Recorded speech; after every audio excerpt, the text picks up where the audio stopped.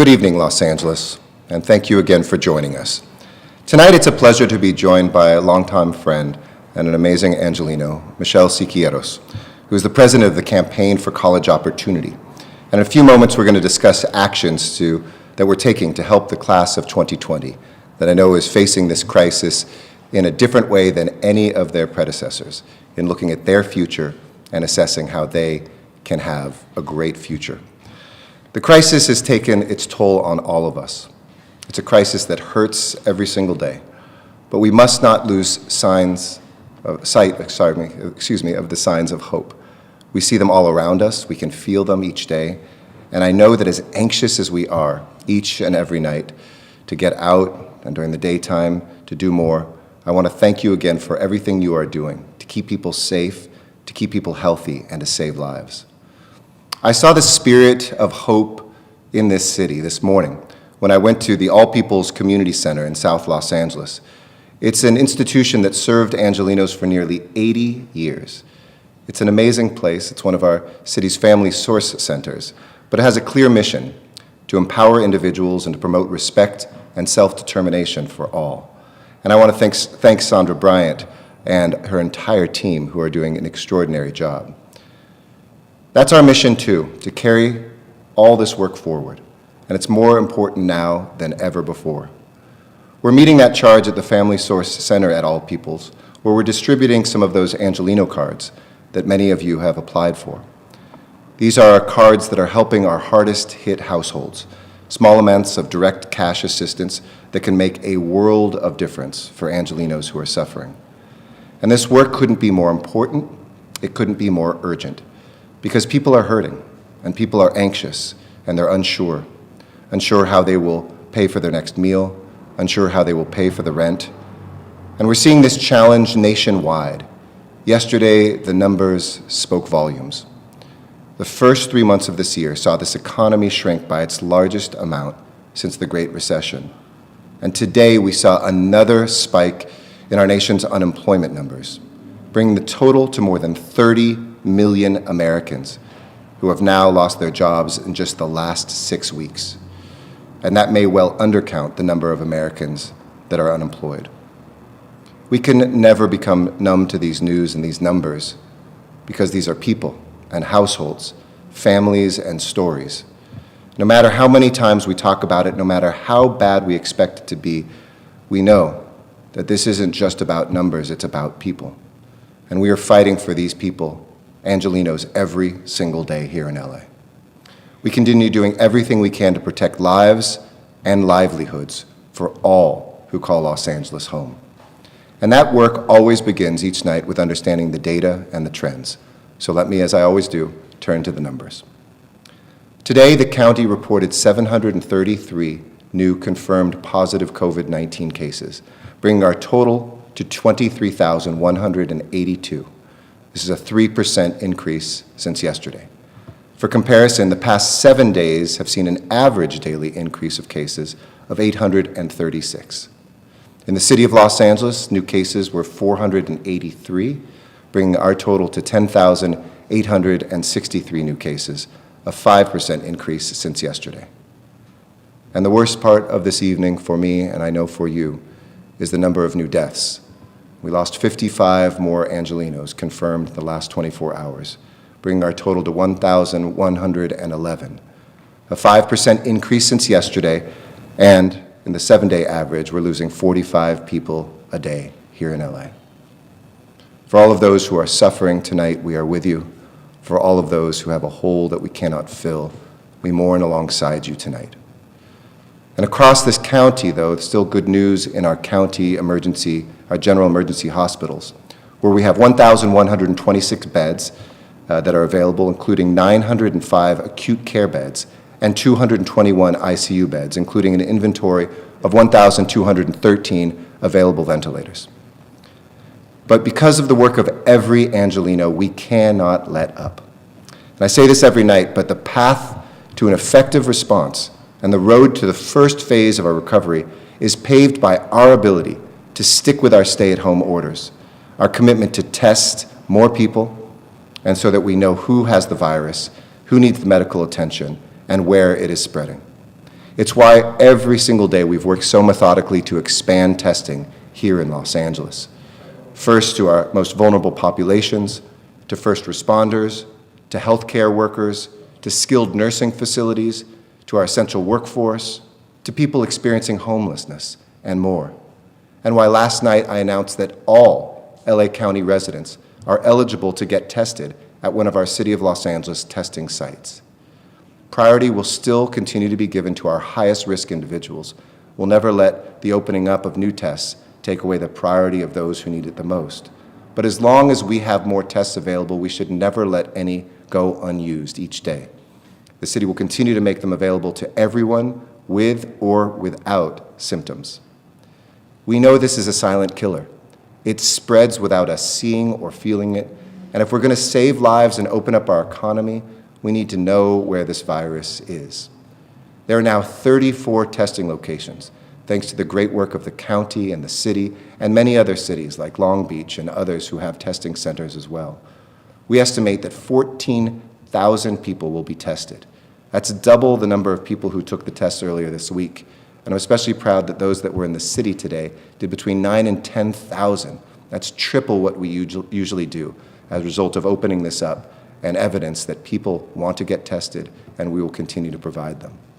By the end of the day, we will have tested approximately 154,000 people through these testing centers. Some days appointments will fill up, but our testing lab has hundreds of thousands of tests that are available. So we will continue to scale testing and order more to meet the demand day by day. You don't have to wonder if that cough is COVID. You don't have to wonder if you were exposed to somebody that you know had or you think had COVID. You can go get tested now, and please do. So sign up at coronavirus.lacity.org/testing or call 213-978-1028 or 311 after 5 p.m. This crisis has hit us all. Even if we've been spared illness or the loss of a loved one, we feel its impact. We've lost things that were special to us. Maybe it was a concert, a wedding, a graduation. And I want to speak to the class of 2020 tonight, because spring is supposed to be a magical time where you celebrate prom and graduation, you think about your future and the next steps that you will take, and all the hard work that you've put into your entire childhood to finally get to a place where many of you were looking at going to college. Instead of having all those celebrations, you've had to trade in your cap and gown for masks and gloves. You've had to set aside your celebrations and take on new roles in your families. I've been so moved by the members of this class who have become the primary earners for their families, or taken on the role of caregivers for your siblings, even teachers for your younger brothers and sisters, while your parents have gone to work on the front lines. This is not the spring that you hoped for. This is not the spring that you deserved, but it is the spring that you have. So tonight, I want to talk to you, class of 2020, about your future and about the tough decisions you face about higher education. I think many of you know how committed I've been to providing opportunity for young people to go to college. I was so proud that Los Angeles became the biggest city in America to make higher education free through our community colleges. And our community college district, the largest in the country, already has the largest college promise program anywhere in this nation. I know that for many of the students that have been admitted at four-year colleges and universities, that tomorrow is college signing day. This is the deadline for students to submit their intent to enroll forms. And while some colleges have extended that deadline to June 1st, many have not. You face an agonizing dilemma right now, whether to accept and follow your dreams for tomorrow or to put those dreams on hold and to help your families today. For many, this would have been a tough call anyway, but COVID-19 makes it even more excruciating. And we know COVID-19's impact has been uneven. While it doesn't discriminate on who it infects, how it infects us does, unfortunately, exacerbate so many of the inequities that we have in our society. We're seeing indicators that disproportionate numbers of students of color and students living in poverty and immigrant students who have started to decline offers of admission because they're worried, understandably, about the present and worried about the future. For some, that might be because COVID-19 directly hit your family. For others, you're scared of not being there to help your family when someone's lost a job or seen reduced hours. For far too many, maybe you have no place to study and access fall classes that may be held online. These are real concerns that we shouldn't dismiss, but instead confront and try to help you with. But hear me when I say that we don't want COVID-19 to take lives, but we also don't want it to steal your dreams. I'm grateful to those colleges and universities that have waived fees and extended deadlines to give students more time to make this big decision, but there is even more that we must do. That is why I'm announcing a special partnership with the LA Compact. This is a coalition of early childhood and K through 12, higher education and nonprofit leaders who support kids, their families, and schools. We've launched a page on the Compact's website where any student in the class of 2020 can fill out a simple form describing your question, problem, or concern. It only takes a couple of minutes. And within 48 hours of submitting this form, depending on the information that you provided, a counselor from your accepted college, high school, or one of the great nonprofit partners that we have will be in touch to help you navigate this process and to get you through these days. It's a wonderful gift. It's an incredible offer. And it's a great chance for us to understand that the help that you will need in the fall so that teams right now can build the resources to help you start today. So all you have to do is go to coronavirus.lacity.org/collegeconnect. That's coronavirus.lacity.org/collegeconnect. And I want the class of 2020 and all of our students to know we have your back. We believe in you. We're not going to let this disease crush your dreams. And I want to speak directly to your struggles and to your parents and families. And for that, I've asked Michelle Siqueiros to be here to say a few words to you today. As I mentioned, she's the president of the Campaign for College Opportunity and one of the national leaders in the movement for access and equity for low-income students and students of color. I'm so grateful that you could join us here today. Michelle, the microphone's yours. Thank you. Thank you, Mayor, and thank you for your support and love of the city and the class of 2020. I grew up here in Los Angeles, the daughter of hardworking parents who had big dreams for me. As the first in my family to go to college, I was venturing into the unknown, like many of you in the class of 2020 are today. My wildest dreams came true because I did go to college. I said yes to Pitzer and UCLA, and I'm a proud graduate of both of those institutions. Now, as the president of the Campaign for College Opportunity, I get to fight alongside our mayor to ensure that you say yes to college so your dreams can come true. Tomorrow, May 1st, is the traditional college signing day, but as the mayor said, this one is not traditional in any way. The class of 2020 is facing this college decision with incredible uncertainty. As the parent of an LAUSD high school senior, I'm experiencing it firsthand too. I'm heartbroken for the proms, award ceremonies, grad nights, graduations, and celebrations with your family and friends that are being postponed. As a mother, I know your families are heartbroken too. But we cannot allow the way this school year is ending to trump the 12 years of dedication and hard work that got you to this milestone. You're on the eve of college, class of 2020, and I can tell you this with all certainty. The value of a college education has never been higher. Over their lifetime, a college graduate earns more than $1 million, more than their peers who only graduated from high school. And in these uncertain economic times, I want you to know that it is college graduates who weather the storm the best. College graduates have lower rates of unemployment and poverty, access to health care. As a college graduate, you're more likely to own a home, start a small business, and so much more. Bottom line, college is worth it. While this pandemic may be postponing graduations, proms, senior activities, moments with your friends and family, it cannot postpone your dreams. The mayor and I know firsthand that pursuing your dreams, even in the face of adversity, will pay off. And that's why if you were admitted into your dream college and you can say yes, we urge you to say yes.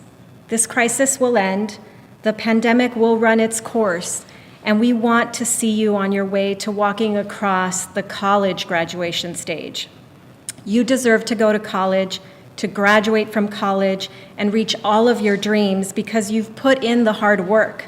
And by doing that, you will make our city better and stronger. Although we urge you to enroll in college this fall if you can, we know that some of you may not be able to say yes to college at this particular moment, or might be exploring other options to stay closer to home. Because of that, I will continue to urge colleges and universities to extend the deadline for students and their families to commit from May 1st to June 1st.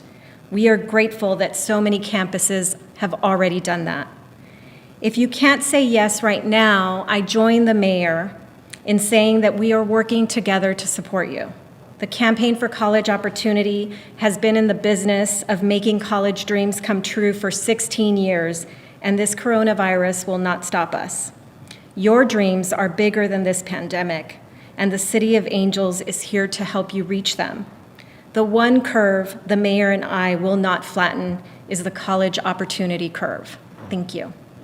Thank you so much, Michelle. Thank you for breathing those dreams back into the minds and souls of our young people. Reminder, please take advantage of this help. Go to coronavirus.lacity.org/collegeconnect. I know that you have worked very hard, and I want you to know how proud we are of you, and we know that this pandemic won't take away those dreams.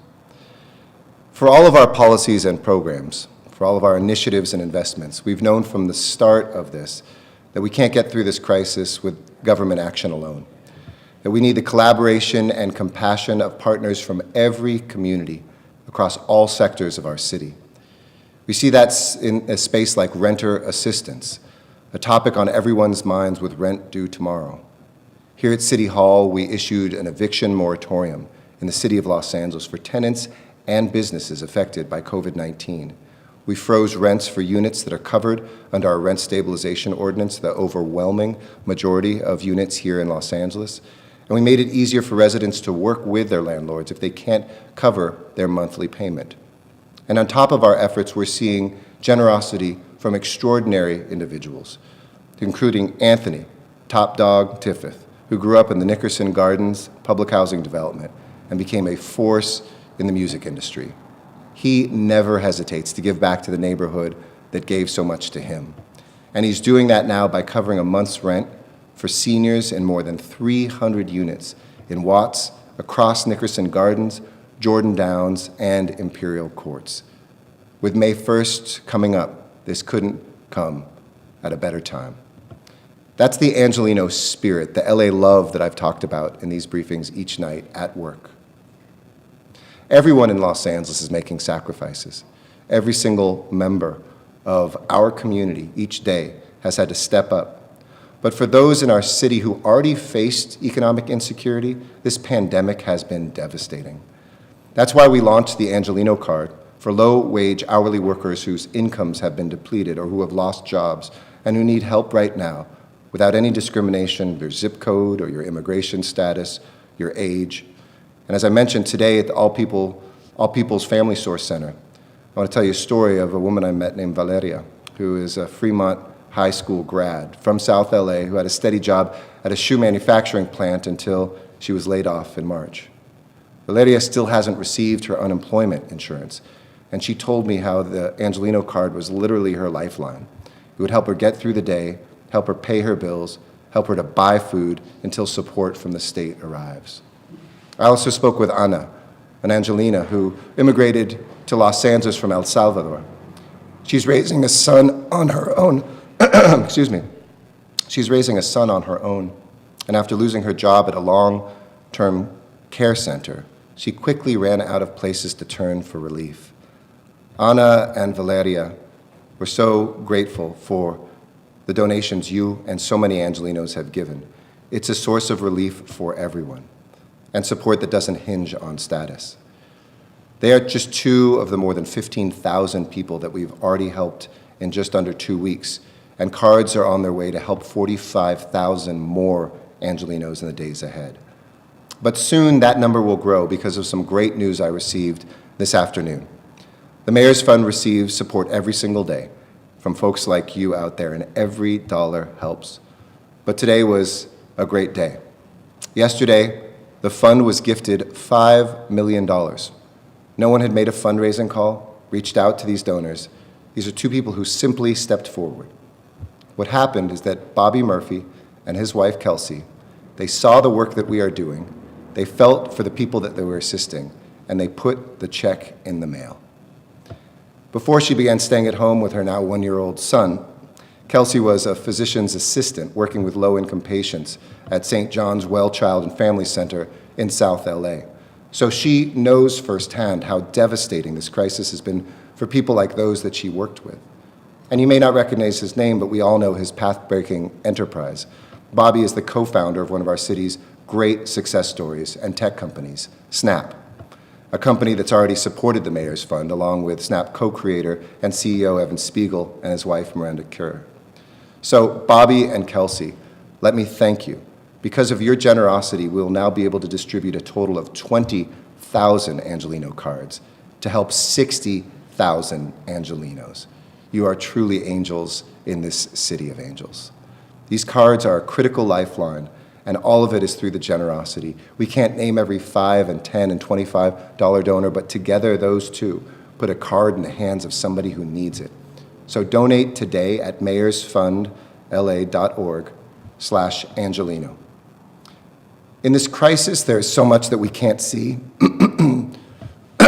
excuse me, and much we still don't know.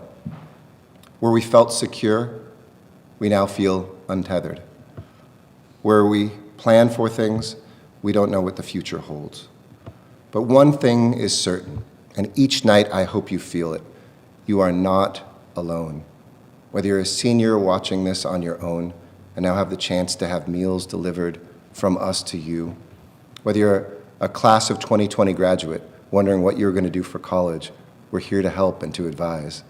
If you're somebody whose unemployment just arrived today and you were laid off, or whether it was an immigrant who wondered, when our national government didn't step forward, do people believe that my contributions matter? None of us are alone in Los Angeles. We are all tied together. Our success will rise together, or we will fall together. But I know that this new economic reality, while it may feel hopeless, we are here to help you not just survive, but also recover. We've responded to a crisis. We're looking at the steps to reopen. Beyond that, how we can recover, and finally, how we can reimagine. But for each one of us, those days of reimagining, of recovering, and reopening depend on our response right now. And I'm so proud of the work that you continue to do, to not just bend a curve, but to save lives, to ensure that the chapter of this LA history that you are writing is one that will have the best possible ending. We're in this together. So, as I say each evening, stay safe, stay healthy, and stay at home. Much strength and much love, Los Angeles. Thank you. With that, I'm happy to answer questions. First question? First question will be from Jory Rand with ABC7. Please Hey, Jory. go ahead. Hey, Mr. Mayor. Just a couple quick questions for you. We saw the governor shut down Orange County beaches today. Have you been consulted by any officials down there in Orange County on the subject of beach closures? And if so, what have you offered in terms of advice? And I just wanted to really quickly ask you about being named a co-chair to Vice President Biden's Vice Presidential Search Committee. You're understandably really busy these days. Just curious, how much of your time will this post take? And any time spent on that, wouldn't that be time you would be spending otherwise as you're on your work as mayor during this crisis? And do you speak to Joe Biden at all? Have you consulted him at all during this crisis on how he would handle the situation, or anything that you've spoken to him, consulted on this current situation? Thank you. Thank you, Jory. In terms of the beaches in Orange County, no, I have not been directly consulted by any of the cities or the county officials there. I was informed by the governor's staff last night about the move and talked to the governor this morning as well. And I think all of us, as I think I've shared, I'm on an almost nightly call with the 13 mayors of the most populous cities in California. And one thing that we share is we have to try to move together as much as possible. It's very difficult when some folks move more quickly or other folks move more slowly. I think these steps for a region should be taken as often as we can together because this virus affects all of us. It cares not where a county border is. It cares not where a city border is as well. And so I do look forward to the days ahead. As I've said and been able to detail, we are looking very closely. I was a part of a call today with a couple other mayors and the Board of Supervisors Chair Catherine Barger about how we move forward as a county and as 88 cities together. And I'm very proud of that work we've always done hand in hand. But I do think that the governor has made some really tough decisions. We've all seen, we don't know the impact of moves for 2 to 3 weeks. So if we do things ahead of everybody else, we may not just be endangering our people, but endangering other folks who drive in from neighboring counties and neighboring areas. So I support that move that he had, but I have not been consulted. And in terms of any political questions, since this is City Hall, I won't be able to answer those questions. I'd be happy to do those offline, but my 100% focus is on making sure we address COVID-19, and that's what the purpose of these briefings is. Thank you. Next question. Next, we go to Steve Gregory with KFI News. Please go ahead. Hey, Steve. Hi, Mr. Mayor. Good evening. I got to ask, did you consult the Los Angeles County Health Department when you decided last night to open up testing for everyone regardless of symptoms? There seems to be a lot of confusion. Dr. Christina Galley today in their conference had suggested that there's no benefit to testing asymptomatic people. It's a very confusing message. She says that you folks are in constant contact, but she would never go so far to say that you consulted the department. I'm just wondering, these are the kinds of things that are starting to cause confusion and frustration amongst the public because they don't seem to be hearing a unified message. Sure. Thank you. Look, I love working with the county and my 87 fellow mayors. We've had an extraordinary close relationship. And I would say long before COVID-19, I'm proud that I think we have the strongest relationship between a Board of Supervisors and a mayor and our city council from the city of Los Angeles that in our history. That's borne out in our transportation successes like Measure M. That's borne out in the work that we're doing on homelessness. And we are so close that we have staff talking probably at any given time. We have people either co-working in the same space or talking every single day. And I always value, especially from, there's two parts of the county, Dr. Gali with Health Services, Dr. Ferrer with Public Health, both of their input, whether it's in standing up extra beds, getting data for our hospital admissions, pushing out the messages that they put towards us, et cetera, and also the input of so many other places that we're in constant contact with. And I want the people of Los Angeles to know that. We're always talking with folks that are around the world. We're talking with people who are up at Harvard, people who are at some of the cutting-edge medical doctors giving advice on public health around the country. And one thing that was very clear, and I stick to it, that I said last night, is that this is a silent killer. It's not just those who have symptoms who can spread this disease. I think everybody in this country, with a couple notable exceptions at the national level sometimes, say we need more testing, period. And we need to be testing asymptomatic people. We know asymptomatic people spread this. Second point, I'm never going to let tests go to waste. We have, before we open this up, each time we've opened it up, there are tests each day that we still had. And at a moment when we have a public health crisis, when people are eager to get back to work, to open up spaces, that depends on knowledge. And knowledge comes from testing, and testing more people gives us more ability to open up sooner. So I think it's from not only a health perspective, but also from the steps forward for our economy, a critical piece of that. And I would say there's no air between us. The county and the city have been standing up these centers together. When the city had them, we said we'd test anybody in the county. That's what I've done too with the asymptomatic folks.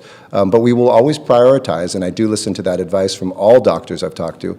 Make sure that you protect for your critical workers and of course your symptomatic people, the number of tests that they need. But as we've shown, and as I said tonight, there are hundreds of thousands of tests we have access to, so I'm not worried about that supply. And it's something that we'll continue to do hand in hand, taking the advice of many, but absolutely. We are constantly in consultation. We were in consultation yesterday. We adjust language in our communications to make it clear, and I think that we have actually a very close alliance, no matter what you might think. Thanks. Next question. I'm sorry, did you do this with the blessing of the county health department? We don't well, there's two different health departments, right? There's a health department, there's a health services, and there's public health. And absolutely, we consulted very closely with public health, had positive feedback, but it's not something where they need to, quote unquote, sign off. Offering tests to people in the city of Los Angeles and saying that that's for the county too is not something that I'm going to ever stop moving forward on. I think it's so critical for our health, it's so critical for keeping people healthy, and it's critical for opening up our economy. Thanks. Thanks, sir. Next question. Next, we go to Elix Michelson with Fox 11 News. Please go ahead. Hi, Mayor. Hey, Alex, how you doing? Governor Newsom decided not to close the beaches and other places other than Orange County. So I'm wondering what you would be looking for in terms of measurables to reopen LA beaches and what that might look like in terms of how to do that safely going forward. A few things I would be. One is to make sure people aren't loitering on the beaches, making sure that we have so much territory on the beaches that anything we do with an opening is enforceable enough so that people don't begin to spread by, tanning, hanging out, staying too long. I think we've seen countries like Australia where they've opened up beaches from 6 to 9 in the morning for exercise. That's a great first step. I saw in San Diego a much more careful approach. But this is something that I think the beach cities, including Los Angeles and all the other cities from Long Beach all the way up to Malibu, should make together. Second, we should do that on the advice of Los Angeles County Public Health, which still does not advise that we open those, and we do, in respect to the previous question, we take that advice and follow that. And I think it's very important for us, finally, to make sure as we do this that we assess things. If you just open it up and everybody can go, I think that's a dangerous way to do it without any restrictions. But why not take a couple baby steps in the weeks that are ahead, as I've said, the 2 to 6 weeks from now, where we can get the beach cities lined up, we have the law enforcement lined up, we have the regulations clear, we communicate it to the public, and we don't rush to do this.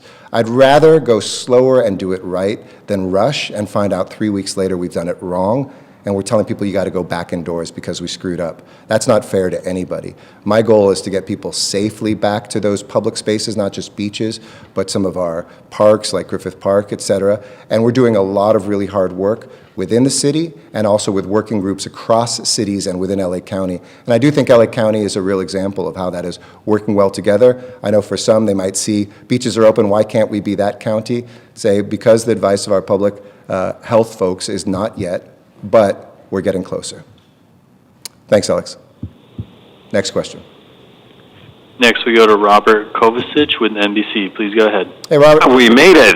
How are you, sir? And when I say how are you, I mean that completely sincerely because that cough makes me nervous. What's going on here? I just got something in my throat. Nothing good. I'm doing really well. Okay. Very healthy. Thank you. You know, these days when the mayor coughs, it's big news. The other big news, of course, you made yesterday with testing. We got two questions for you. Sure. First of all, how did the rollout go today?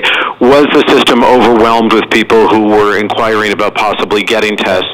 And then tomorrow is May 1st, and everyone has sort of circled that day as we now begin, if you will, a 2-week countdown. Yep. What is Mayor Garcetti and his staff going to be looking at over the next 2 weeks that we could possibly begin to loosen restrictions on the 15th, 2 weeks later? Absolutely. The testing was great today. I was as nervous as probably everybody else out there. We had, as I said, triple the amount of tests done at the LA City sites than we've usually done, and a new record, probably about 10,000 just in those sites by the end of the day, 14,000 between the county and city sites. So it was very successful. Folks that did not have symptoms were able to go there.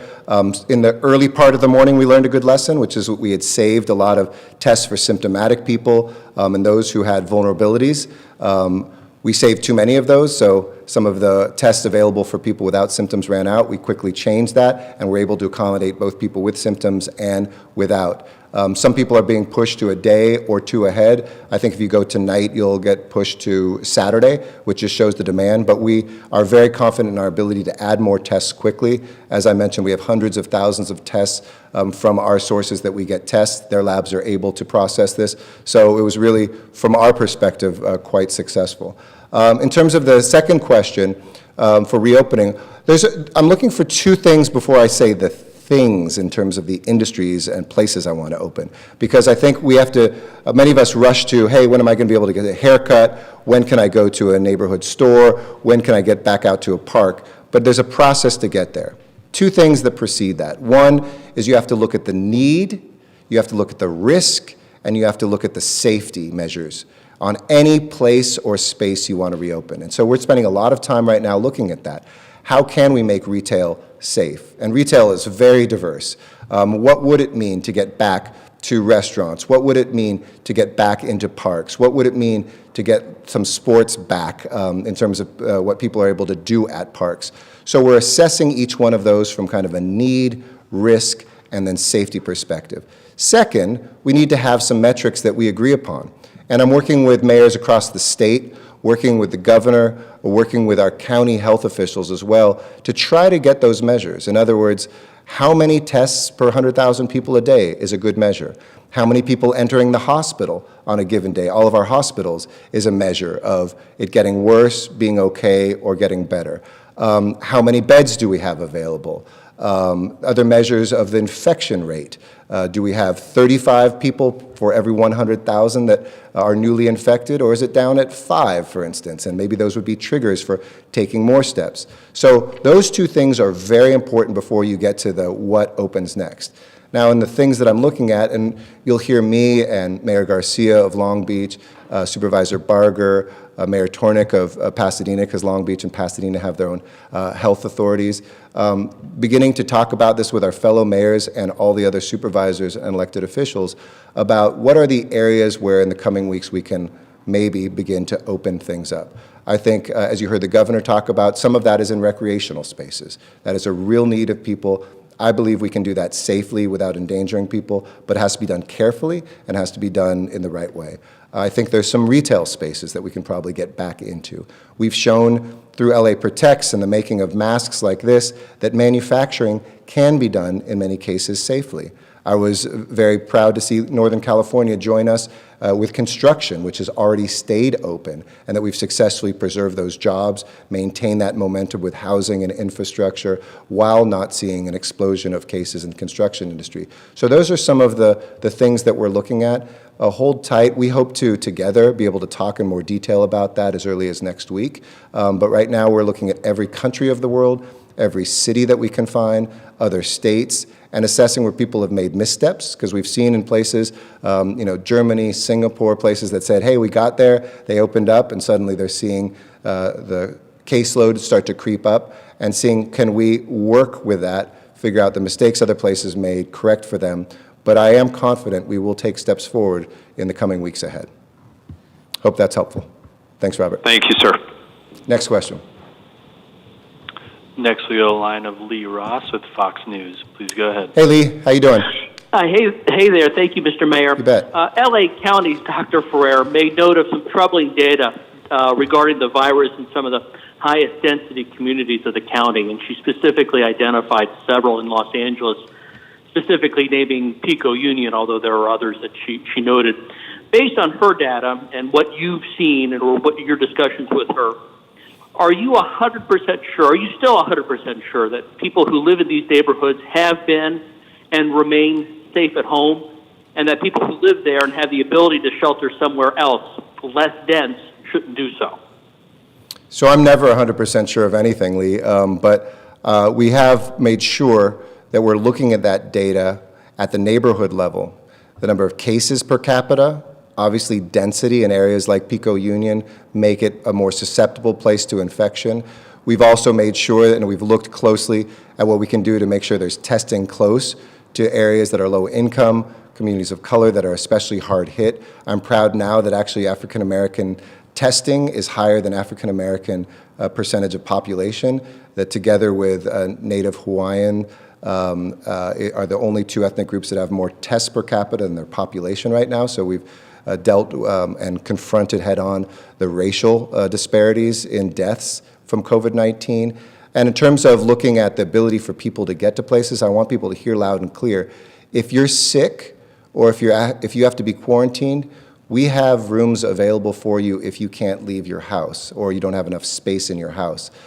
We have those in hotels. They're called Tier 1 hotels The county has helped set those up. We've got a couple thousand rooms that people can either quarantine or isolate themselves in. So please let the county know, take advantage of that, call 211. If you've gotten that positive test and you're worried about infecting everybody that's around there, we do have answers for you. Did that answer what you're getting after, Lee? Well, it does. I guess perhaps you could speak more just to the idea of density and how significant that is. I mean, on a national level, we're seeing, the meat facilities in the rural areas, or even look at the Teddy Roosevelt, a very, very compact area, and just a huge explosion of cases.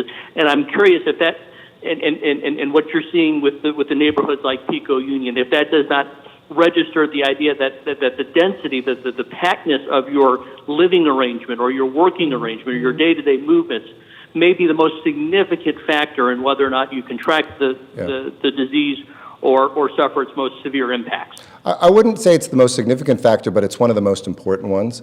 Obviously, the speed with which you get diagnosed, one of the metrics that I'm looking at is, can we test anybody who has symptoms within 18 hours? I think that's a really good metric and a goal to push for. I think tracking and tracing is as important as density. We saw, for instance, in New York, it was outside New York City, in New Rochelle and those communities early on that are less dense, where we saw the hugest explosion, and then it did move into higher density areas. Manhattan had less than some less dense areas like Queens and elsewhere, but there's no question that density can play a role. When people live closer together, and especially, as I said in these briefings early on, with families that don't have an option and one of the family members contracts COVID-19 and can't isolate away because there isn't but one bathroom, there isn't an extra bedroom for that person to go in, that those are very troubling cases. That's why I'm really glad we've stood up those hotel rooms so that somebody can, these aren't just for folks who are experiencing homelessness, it's for people who are in denser living arrangements to be able to get out of there, because we shouldn't be looking at this like, hey, one member of the family gets sick, all of us are just going to get sick. We want to slow the spread, and that can be one of the most dangerous things. So it is a factor. I don't think it's the biggest factor, but it certainly has influence. Thanks, Lee. Next question. Next, we go to the line of Anna Almendrala with Kaiser Health News. Please go ahead. Hey, Anna. Hi, thank you so much for taking my question. My first is for expanding access to testing. What's your ultimate health policy goal? Is it to aid in the reopening? Is it to help understand the prevalence of the illness? Or is it to hand over those positive contacts to LA County for contact tracing? And then secondly is how confident are you in the accuracy of these tests that they're using, which is now in the mouth instead of in the nose area? So let me work backwards. We're confident in the accuracy. No tests are 100% accurate. I know there's been some back and forth between nasal and mouth where we feel they're equally accurate. Most testing is showing that. This is the same test that the Air Force is contracting with. We've looked at that, and it's a combination both of tests, the speed of being able to turn around in labs. So we feel we've hit at least a sweet spot to get to as many people as possible. There will always be an error rate from serology and virology tests, but so far so good. In terms of what our health goals are, really I don't define health goals, but I think about them a lot. That's really for the county to determine. But I'll tell you what would be helpful for me as a decision maker is more data. Yes, of course, part of it is how to return to work, and that is helpful if we can find everybody who's infected. I don't pretend that we'll have overnight 4 million tests in the city of LA for everybody to take daily. What we do have, though, is the ability for people who wonder and maybe who couldn't get something because they didn't have symptoms, they couldn't get a test, to now be tested and to find some of those diamonds in the rough, make sure that we do pass those on to county public health so they can do the contact tracing and also the tracking of symptoms from folks to see if it gets any worse. That's really, really important. Secondly, I want to have more data so that we can kind of have more triggers, more hair triggers.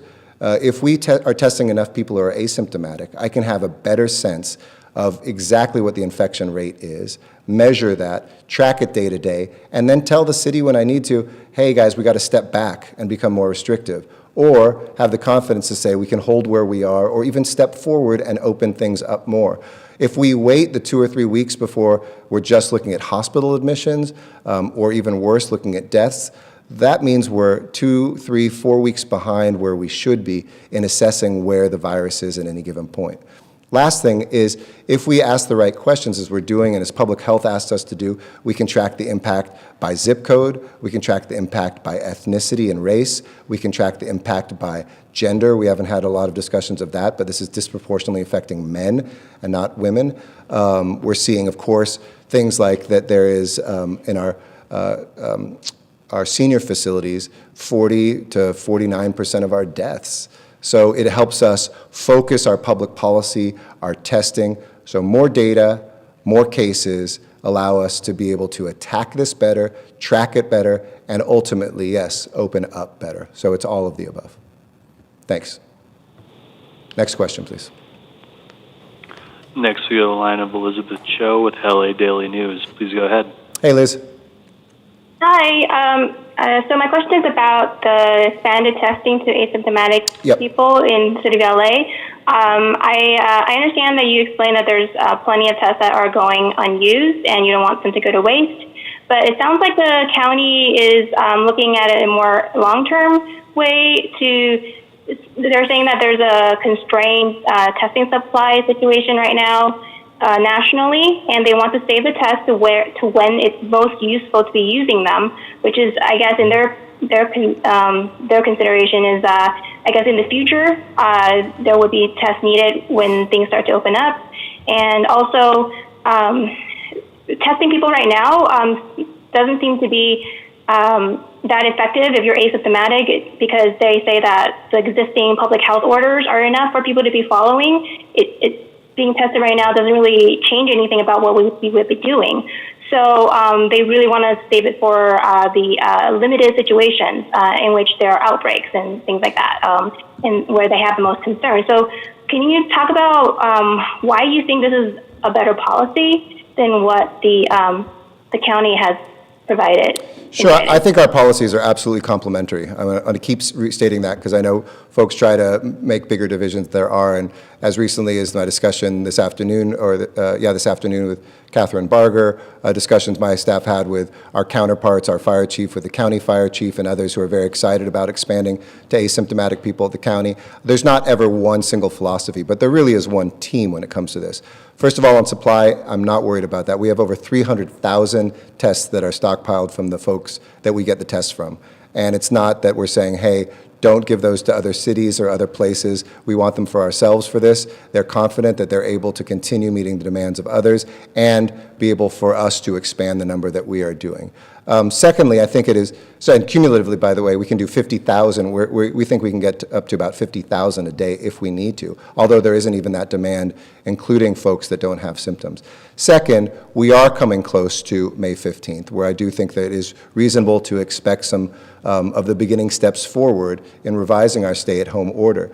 We do want to know who asymptomatic people are, whether they're going to work in a revised order or whether they're not, because they're a danger to people in their household. They're a danger when they go shopping at the market. They're a danger when they go to, the pharmacy to pick something up, or for those who are working on the front lines. If they don't know that they have that can be very dangerous. So it's why we expanded asymptomatic tests or tests for people without symptoms to our drivers who are taking people around to get to places they need to go in taxis and rideshare, folks who are delivering as part of the delivery services. I think people wanted to know, too, whether they have symptoms or are COVID-19 when they're dropping off food at their front doors. There's so many good reasons to be doing this, and I have to say the overwhelming response that's been positive. I got a lot of calls from a lot of doctors, public health officials from around the country, mayors today, who said it's finally time that we do this as a nation. Thank you for leading the way. And I know that the city and county will continue to do that hand in hand. Even if there's sometimes slight differences of philosophy between individuals, there is an overwhelming consensus. We need more tests. We need them now. And since we have the capacity to do that, it's time to lead. Thanks, Liz. Next question. Our last question will be in Spanish, and we go to the line of Abel Alamillo with Telemundo 52. Please go ahead. Hi, Mayor. Regarding rents, we keep receiving numerous phone calls into our newsroom from people that are concerned about not being able to pay their monthly rent. Many of them are undocumented families who are also unemployed. What's the best advice you can give them? So the advice is two or threefold. One is make sure you have a plan. Make sure you contact your landlord.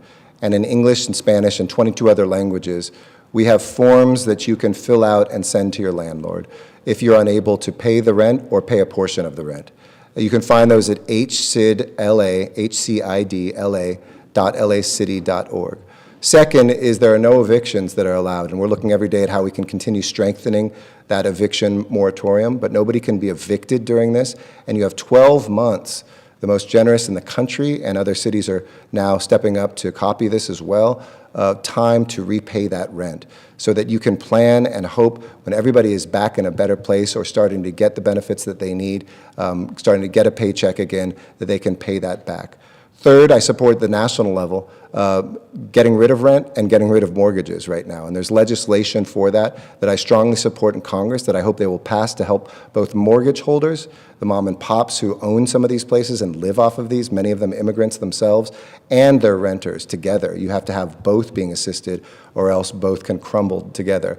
I'm also very supportive of where folks aren't able to keep buildings, what we can do to step in and have more public housing or more social housing. I think that's a very good idea, and we're looking at around homelessness as well. What can we do not just to house people now, but to buy housing so that people aren't just back on the streets afterwards? So my advice is know your rights, look carefully at what we've passed that protects you. Your landlord can't make you sign something.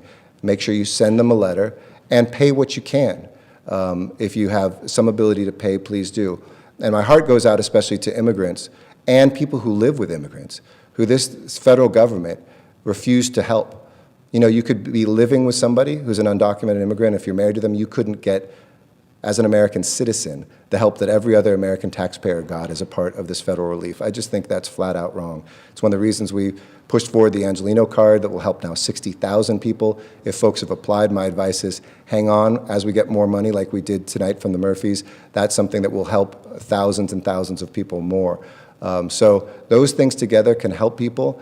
And also my last point would be make sure that you know that not only can you not be evicted, but afterwards, if you get harassed by a bad landlord trying to evict you, we will be building up more legal defense to allow you to have a lawyer to help defend you.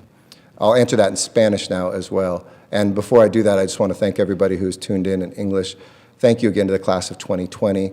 Oh, and I'm told I have one more English question, so let me answer it in Spanish and then I'll take the English question. So, brevemente en español, yo quiero decir también, por los inquilinos en la ciudad de Los Ángeles, ustedes tienen derechos y toda la información está en el sitio de internet hcidla.lacity.org.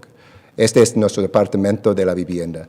Tenemos formas en español para asistirte con la información que usted necesita enviar a sus dueños de sus apartamentos. No hay evicciones o desalojos. No hay desalojos durante esta crisis y ustedes tienen 12 meses para pagar su renta. Es importante tener un plan, es importante comunicar con su dueño y yo apoyo también la legislación a nivel federal para tomar la renta, tomar el dinero por los mortgages que los dueños necesitan pagar y dar asistencia a todos los inquilinos y los dueños en los Estados Unidos durante esta crisis. Y es mi esperanza que con esta legislación no será necesario pagar su renta, pagar su mortgage como dueños. Pero este solamente es una propuesta ahora en Washington. Finalmente, tenemos programas como la tarjeta Angelina a dar asistencia directa a las familias de Los Ángeles, especialmente los inmigrantes. Es un crimen que los líderes en Washington no están ayudando a nuestros inmigrantes, especialmente los inmigrantes sin documentos. Y aquí en Los Ángeles, toda la gente son igual, toda la gente son parte integral de Los Ángeles y nosotros defenderemos los derechos de los inmigrantes. With that, I'll take the last English question. Thank you. We go to the line of Claudia Pashuta with KNX Radio. Please go ahead. Hey, Claudia. Hey, thanks for coming back to me. No problem. I think the County Health Services Director made it pretty clear that the city and county's testing policies are not complementary at the moment. But anyway, I get what you're saying about not letting tests go to waste and expanding testing to identify silent spreaders. But with this big stockpile of tests that you mentioned and the ability to get many more, I'm wondering why not offer them to the county to first catch silent spreaders in nursing homes and other institutional settings where deaths are mounting and where we know that there are thousands and thousands of people at high risk of serious illness and death before opening up testing to low-risk asymptomatic people. Thank you. Sure. Now, look, if we have, I want to be very clear that we not only are complementary, we're working together every single day. We help build the portal that the county and city uses together. We're using the same purveyors. We're working together side by side. You might find a disagreement now and again, but we are absolutely one team. Secondly, the county doesn't need to go through the city for those tests. We use the same company. So that's something that the county can do today. They can make those decisions for all the nursing homes, skilled nursing facilities today.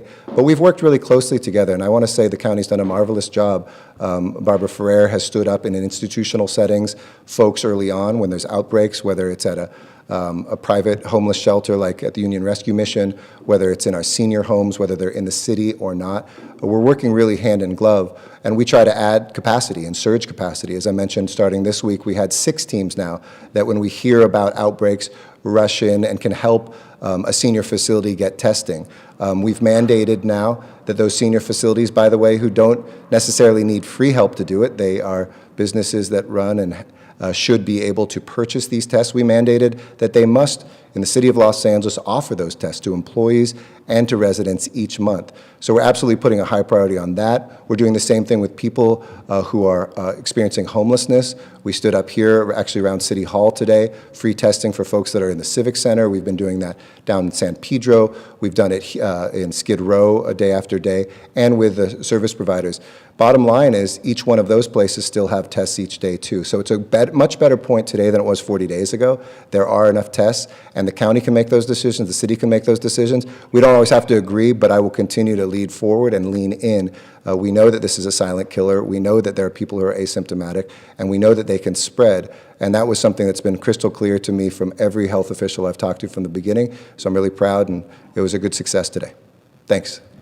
I'm going to now transition to my Spanish for the rest of this presentation. Thank you again to everybody who's tuned in, especially the class of 2020, and Michelle will be joining me for the Spanish as well. Muy buenas tardes, Los Ángeles. Esta noche es un placer estar aquí con Michelle Siqueiros, presidente de la campaña para la oportunidad universitaria, para hablar sobre cómo estamos ayudando a la clase de 2020. Esta mañana estuve en el centro comunitario All Peoples, en el sur de Los Ángeles. En nuestro centro de recursos familiares, localizado allí, estuvimos distribuyendo docenas de tarjetas Angelino, con ayuda directa en efectivo para algunos de los hogares más afectados por la crisis. Este trabajo es urgente. Hoy hubo un aumento en solicitudes para seguro de desempleo. En total tenemos 30 millones de residentes sin empleo en nuestro país. Continuaremos haciendo todo lo posible para proteger la vida y sustento para todos en Los Ángeles. Ahora, como siempre, les comparto los datos de hoy. Hoy hubieron 733 nuevos casos en el condado de Los Ángeles, llegando a un total de 23,182. En la ciudad tuvimos 483 nuevos casos, llegando a un total de 10,863. Hoy fallecieron 55 personas más en el condado, llegando a un total de 1,111 muertes. Y lo siento mucho para las familias que están sufriendo con el resultado de esto. En nuestros hospitales, buenas noticias, tenemos 1,126 camas disponibles hoy. Entre ellos, 221 están en las unidades de cuidados intensivos y tenemos 1,213 respiradores. Y nuestra capacidad para hacer pruebas también nos ayuda en esta lucha. Anoche anuncié que todos pueden obtener una prueba gratis en Los Ángeles, tengan síntomas o no. Ahora tenemos 34 sitios de pruebas en la ciudad y el condado y tenemos capacidad para hacer pruebas a 18,000 personas al día. Y para el fin de hoy habremos hecho pruebas a 154,000 personas en el condado en estos sitios. Puedes hacer una cita para una prueba en la página coronavirus.lacity.org/testing o llama al 239-78-10-28. Para nuestros estudiantes, yo sé que esta crisis les ha afectado el fin del año y sus celebraciones y es muy, muy difícil. Esta noche me dirijo a ustedes, la clase de 2020, para hablar de su futuro. Mañana es el día de firmando de colegio, de college signing, la última fecha para someter su formulario expresando su intención para matricularse. Y me imagino que la decisión de seguir adelante con su plan para la universidad debe ser muy difícil en este momento. Pero quiero ser muy claro, esta pandemia no debe robar sus sueños. Por eso me uní con LA Compact para conectar a jóvenes con un representante de la universidad donde han sido aceptados para ayudarles a navegar el proceso. Lanzamos la página coronavirus.lacity.org/College Connect, donde cualquier estudiante que se gradúa en la clase de 2020 puede llenar sus datos y alguien se comunicará contigo dentro de 48 horas. Ahora les presento a Michelle Siqueiros para hablar un poco más sobre este tema. Gracias, Michelle. Buenas tardes y mil gracias a nuestro alcalde de Los Ángeles que se preocupa por todos sus residentes y en especial hoy la clase del 2020. Yo crecí aquí en Los Ángeles, soy hija de padres inmigrantes que trabajaron muy duro porque tenían grandes sueños para mí. Y como la primera en mi familia que asistió a la universidad, solo por esa razón mis sueños se hicieron realidad. Ahora, como presidenta de la campaña para la oportunidad de la universidad, puedo luchar al lado de nuestro alcalde para asegurarse que sus hijos también puedan decirle sí a la universidad para que esos sueños se hagan realidad. Mañana es el 1 de mayo, es el día tradicionalmente reconocido como el día que nuestros hijos firman su aceptación a la universidad, excepto por, obviamente, este 1 de mayo no es tradicional de ninguna manera. La clase de 2020 está enfrentando esta decisión con mucha incertidumbre.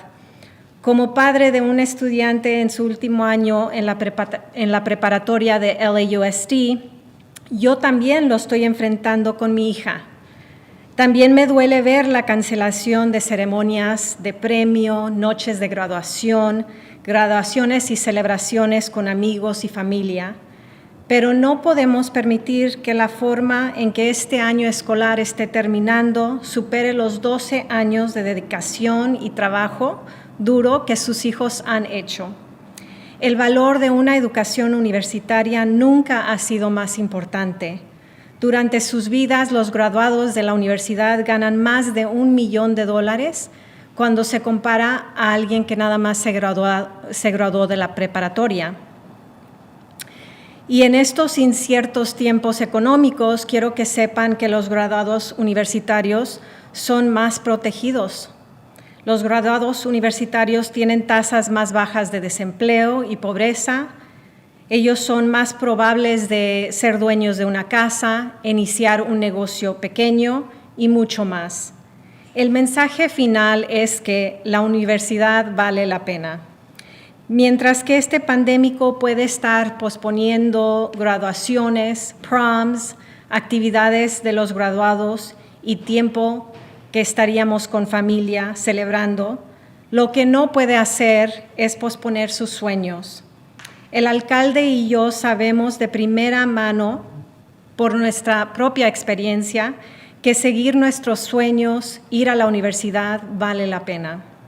Y por eso, si a su hijo o su hija lo han admitido a su colegio, a una universidad, te recomendamos que digas sí a esa invitación. Esta crisis terminará, el pandémico correrá su curso para los estudiantes de la clase 2020 y queremos verte en camino a realizar tus sueños y graduarte de la universidad. A los hijos les digo directamente, tú mereces ir, mereces estudiar, mereces lograr todos tus sueños porque tú te has esforzado para recibir esa invitación y al ir a la universidad harás nuestra ciudad de Los Ángeles mejor y más fuerte. Aunque les urgimos inscribirse en la universidad este otoño, sabemos que algunos de ustedes no van a poder hacerlo, tal vez quieran quedarse más cerca a casa, y por eso aquí con el alcalde estamos listos para apoyarlos, para asegurarles que tendrán más opciones y ayuda. Por lo tanto, continuaremos urgiendo a los colegios y universidades que empujen del 1 de mayo al 1 de junio, el día en que necesitan saber de ustedes si pueden asistir a la universidad. Agradecemos que muchas universidades ya lo han hecho. Si su estudiante, su hijo o hija no puede decir sí hoy mismo, me uno con el alcalde para decir que estamos trabajando juntos para apoyarlos. La campaña para la oportunidad de la universidad ha estado en el negocio de realizar sueños universitarios para californianos a través de este estado, y el virus no nos parará.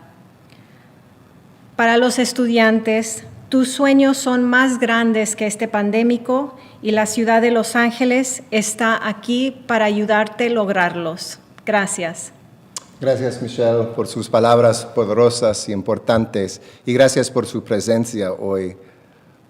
Hoy tuve la oportunidad de conocer a angelinos quienes han recibido su tarjeta Angelino para ayudarles durante esta crisis. Valeria, por ejemplo, perdió su empleo a una planta de fabricación en marzo. Y Ana, madre soltera de El Salvador, perdió su empleo en un centro de cuidado. Mientras esperan su seguro de desempleo, la tarjeta Angelino las ayuda a comprar comida, cuidar a sus familias y pagar sus facturas. Estos son 2 hogares entre los más de 15,000 que recibirán su tarjeta Angelino, y hay más en camino para ayudar a 45,000 personas en total. Pero ahora podremos ayudar a aún más personas gracias a una donación de $5 millones que recibimos hoy de Bobby Murphy y su esposa Kelsey. Gracias a su generosidad, ahora podremos distribuir 20,000 tarjetas en total para ayudar a 60,000 angelinos. Si puede donar, por favor visite la página mayorsfundla.org/angelino. Les recuerdo que nadie está solo en esta lucha. Estamos aquí para apoyarlos. Si les falta esperanza, sepan que estamos aquí para ayudarles. Mientras tanto, quédense en buena salud, quédense protegidos y quédense en casa. Mucha fuerza y mucho amor. Gracias, Los Ángeles. Hasta mañana. We'll see you tomorrow.